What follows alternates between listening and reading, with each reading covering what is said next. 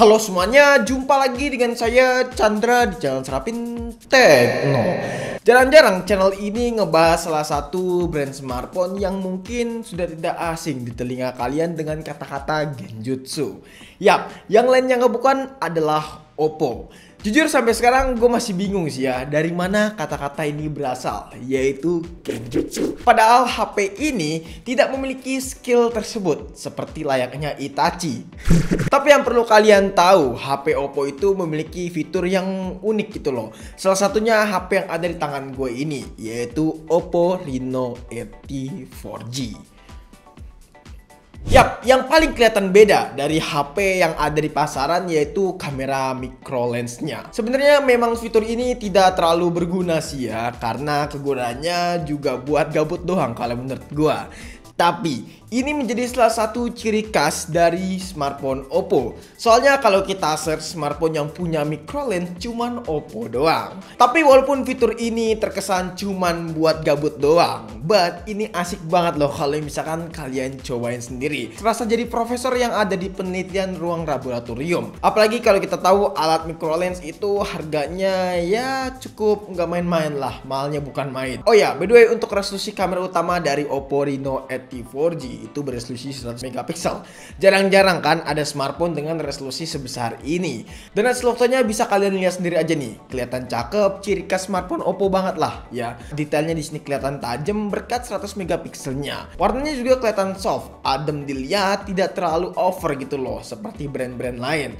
Yang dimana kalau warnanya itu terlalu gonjreng ya kalau kita perhatikan brand lain. Namun lain cerita dengan Oppo Reno 80 ini. Nah, bagian yang gue suka dari Oppo Reno 80 ini, ketika kita melakukan crop foto nih ya, hasilnya tetap tidak pecah gitu loh. Ini balik lagi ke masalah resolusi kameranya juga ya guys ya. Mungkin dibantu dengan resolusinya yang besar, jadi saat kita cropping fotonya itu hasilnya nggak bikin pecah. Dalam kondisi malam pun juga hasilnya juga kelihatan konsisten nih ya. Detailnya masih kelihatan dapet, walaupun beberapa detail masih ada yang sedikit miss nih ya. Miss dalam artian noise-nya cukup berlebih ya guys ya. Bukan berarti miss dalam artian itu dengan kualitas yang menurun. Gue cukup salut sih dengan Oppo Reno 80 yang masih bisa meminimalisir noise dalam kondisi malam pun. Dan sedikit saran aja nih, kalau misalnya kalian pengen foto menggunakan Oppo Reno 80 ini dalam kondisi gelap, pakailah fitur night mode-nya agar bisa mendapatkan hasil foto yang baik. Namun secara overall gue udah cukup suka lah dengan hasil foto yang dihasilkan dari Oppo Reno 80 ini. Jadi kita mengetes sebuah kestabilan dari Oppo Reno 80 ini di resolusi Full HD plus 30 fps. Hasilnya kurang lebih seperti ini.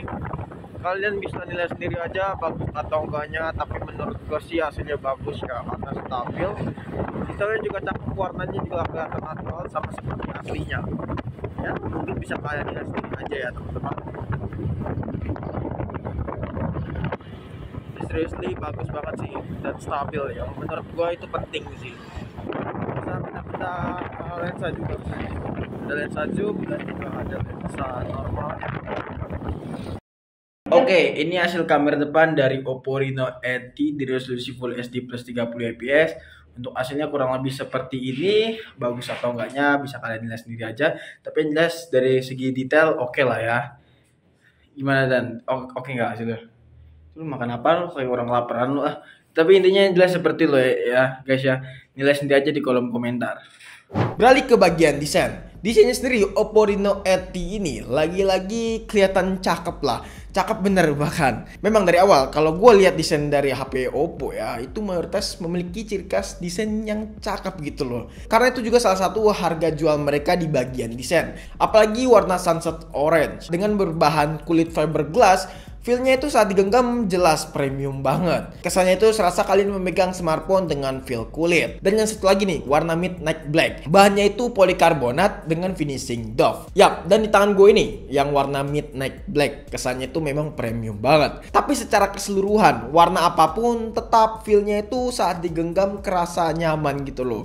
Bobotnya juga kerasa ringan karena cuma sekitaran 180 gram aja. Dan juga sangat ramping di bagian keempat sudut ini. Untuk framenya juga di sini masih ngelengkung ya by the way, jadi masih terasa nyaman lah ya, tidak seperti HP-HP yang sekarang udah mengikuti tren mengotak gitu. Nggak cuma desainnya aja yang kelihatan elegan, bagian depannya juga memiliki desain layar yang masih keren gitu loh menurut gua. Ditambah dengan spesifikasinya yang bisa dikatakan atau bisa dibilang ya cukup mumpuni banget nih.